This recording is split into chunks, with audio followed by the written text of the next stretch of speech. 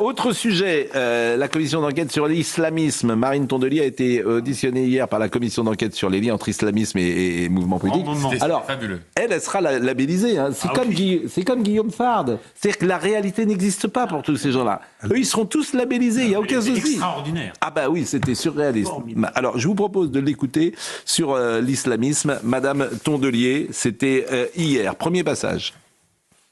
On parle d'une menace d'entrisme dont les contours sont particulièrement flous, qu'on peine à véritablement caractériser. Et je suis très vigilante quant à l'usage d'une catégorie tellement extensible qu'elle peut aujourd'hui servir à disqualifier tout citoyen musulman engagé dans la vie démocratique française, dans les partis, dans les associations, voire toute personne musulmane ou identifiée comme telle au sein de l'espace public de notre pays. Bon, manifestement, elle lit ses notes parce qu'elle a tellement peur de dire une bêtise.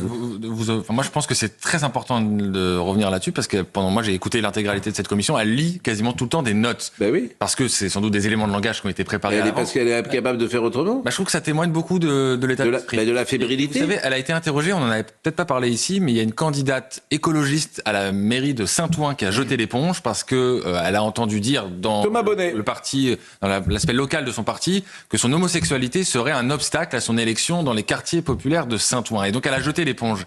Et quand Marine Tondelier est interrogée sur cette question hier, elle dit, elle botte en touche, elle dit il n'y a pas de sujet, on va former, on va apprendre aux gens à vivre ensemble, etc.